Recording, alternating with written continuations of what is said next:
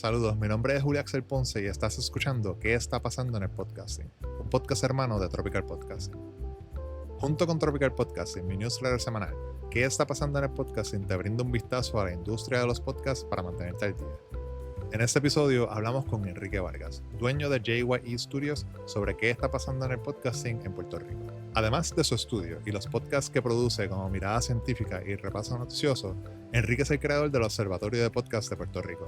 Con él hablamos sobre la actividad del podcasting y el crecimiento del video podcasting en Puerto Rico y lo que a ambos nos gustaría escuchar en el futuro de los podcasts en la isla. Pero de lo que empezamos hablando fue sobre la misión del Observatorio de Podcast de Puerto Rico. Una nota, si mientras vas escuchando te das cuenta que tu podcast no está en el observatorio, entra a podcastpr.info y envía un mensaje a Enrique. La misión del observatorio. Bueno, lo primero que hace es identificar podcasts de Puerto Rico. Solo eso.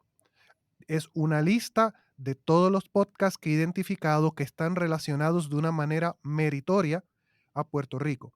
Que eso significa o que son producidos en Puerto Rico o que son producidos por puertorriqueños, aunque estén en otro lugar del mundo, o que sea un podcast que aunque tenga un toque internacional, incluya a Puerto Rico como punto de referencia. Y eso, pues, la manera en que eso ocurre es que si es un podcast hecho por varias personas, pues una de esas personas pues es puertorriqueña, entonces trae el punto de vista puertorriqueño.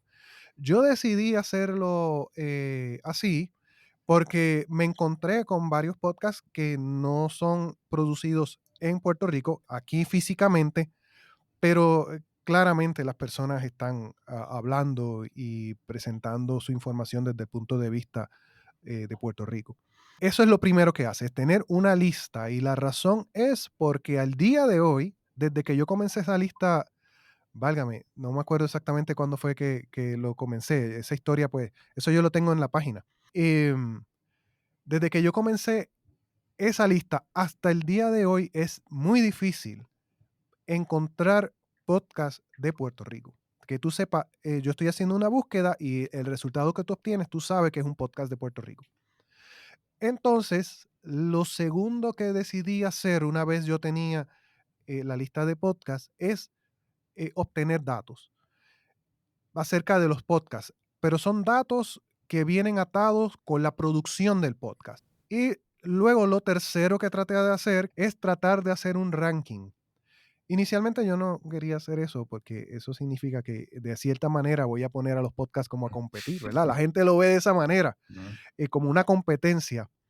Y yo, pues, por razones personales, más filosofía mía de vida, pues ese asunto de la competencia no, hay que tener cuidado. La competencia es buena siempre y cuando sea en el contexto adecuado.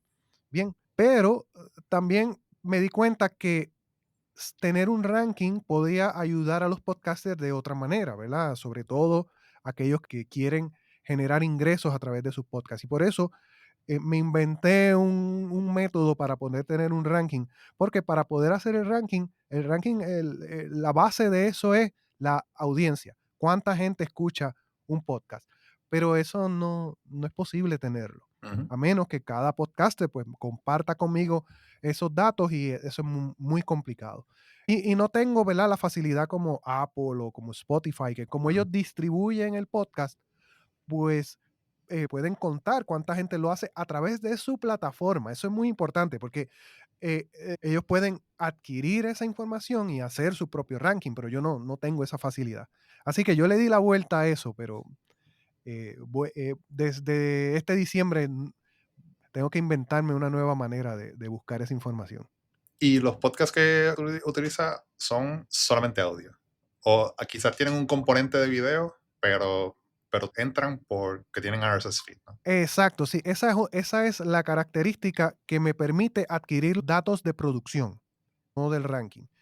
Los datos de producción. Esos podcasts son publicados utilizando la tecnología RSS, que para mí esa es la definición de podcast, ¿verdad? Que Ujú. son estos archivos que tú publicas utilizando esta tecnología. Así que gracias a que yo tengo acceso a ese archivo, pues entonces es que yo puedo colectar la información que los que producen el podcast pues comparten. Y de ahí es que yo saco la información. Y por eso es que son principalmente audio. Ellos pueden también estar compartiendo vídeo usando esa misma tecnología, porque la tecnología no está atada específicamente con audio, Ujú. sino que te permite compartir archivos. Pero las personas que aman el audio, como es en mi caso, se dieron cuenta, y todos los que estaban antes de mí, que se dieron cuenta que con esta tecnología, pues eso facilitaba esa distribución de audio. Y pues abrazamos esa tecnología, pero la tecnología como tal no es exclusivo de audio. Tu trabajo con este observatorio y teniendo que ver, ¿verdad? Cuántos podcasts hay, cuántos podcasts activos, cuántos podcasts inactivos, te da una mirada que bien pocas personas en Puerto Rico tienen. ¿Cómo tú lo ves? ¿Cuál es el estatus del podcasting en Puerto Rico ahora a finales de este 2024? Yo busco datos cada cierto tiempo. No soy muy riguroso con la cantidad de veces que colecto datos, porque también tengo que sacar par de días. No es una cosa de un momento.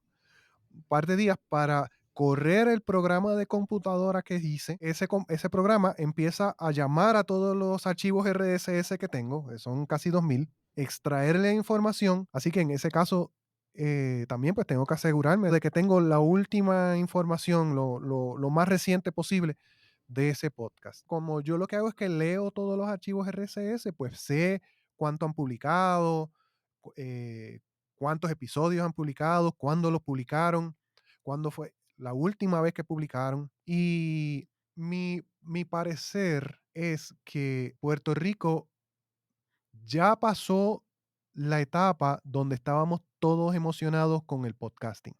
Estoy hablando aquí del podcasting en el audio, no en video. Si es por lo que veo, ¿verdad? Por lo que yo escucho y me parece que eso es distinto a tú tener datos, ¿verdad? Lo que escucho y me parece puede estar sesgado, ¿verdad? Puede estar, depende de la persona a quien tú escuches. No es lo mismo eso que tú colectar datos. Así que de lo que yo he colectado datos, que es de los podcasts en audio, yo pensé, mira, esto lo que va a ocurrir es lo mismo que ocurre con toda tecnología nueva, que cada vez son más las personas y que adoptan esta tecnología con muchas ideas y con mucha esperanza y con mucho deseo de probar la tecnología hasta que llega un pico. Y luego muchos se irán porque, no sé, encontraron otra tecnología nueva y simplemente pues dejaron esta de un lado. Algunos es que se desilusionan, otros que simplemente estaban experimentando, pero no era su intención continuar con el medio. Y entonces vamos a ver una bajada, que de hecho va a ser una bajada bastante pronunciada. Y que luego aquellos que como que descifran esta tecnología, saben cómo usarla y empiezan incluso a innovar en esa tecnología, pues van a comenzar a darle un nuevo brillo, va a haber un resurgir de la tecnología hasta que entonces se estabiliza.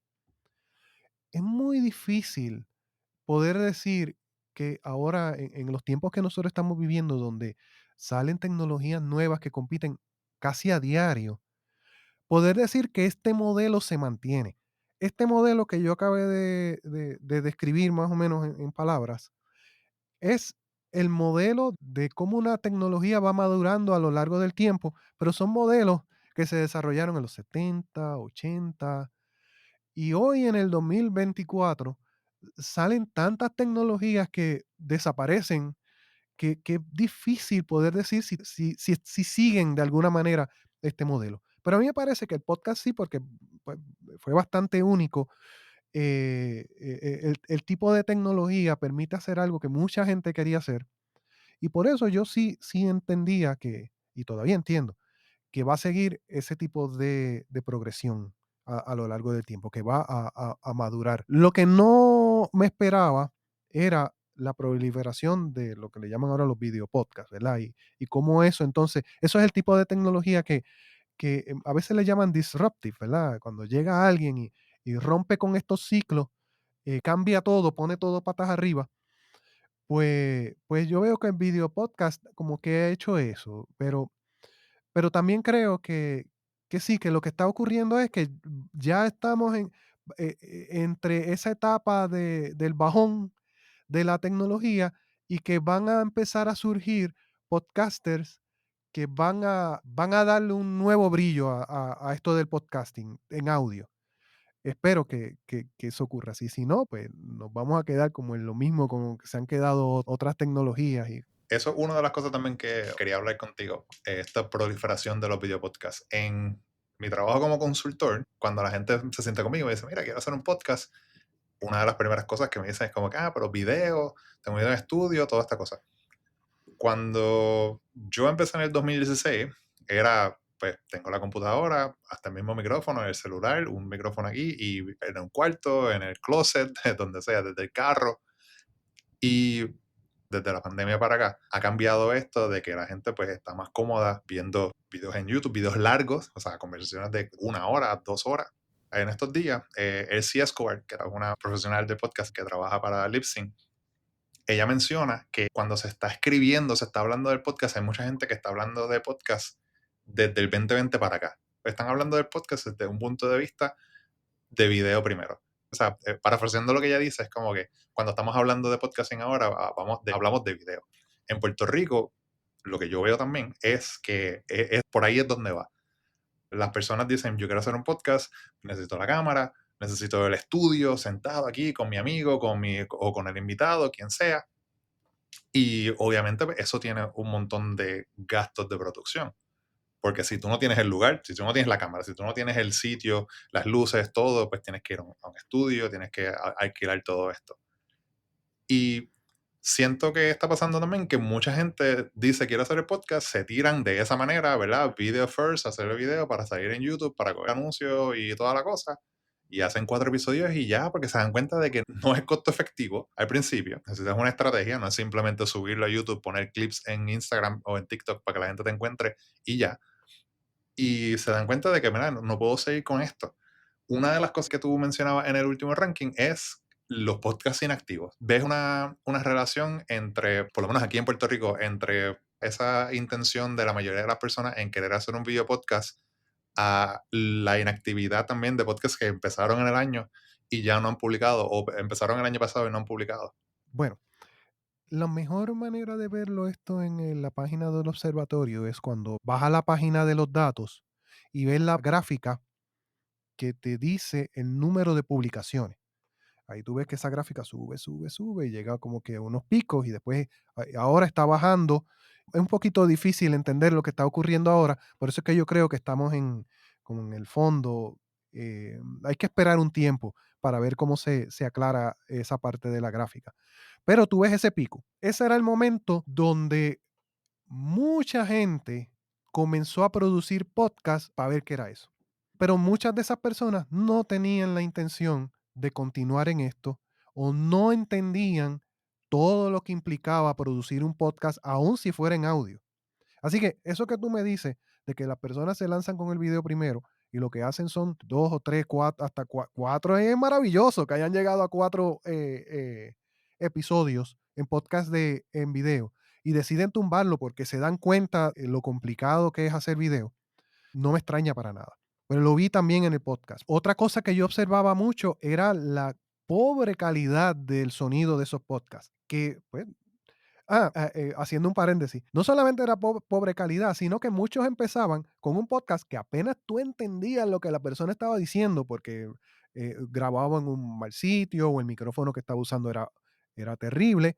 Y ahí mismo, apenas el primer episodio, bajo esas condiciones, no están diciendo nada porque simplemente están probando y yo estoy probando esta nueva tecnología y hoy yo lo que voy a estar hablando son las cosas que pasan en mi vida, ese tipo de contenido, y después al final viene y me dice, y si quieres auspiciar este podcast, puedes darme dinero, y yo, pero ven acá, ¿cómo tú te atreves a pedir dinero si claramente tú no sabes bien qué es lo que estás haciendo?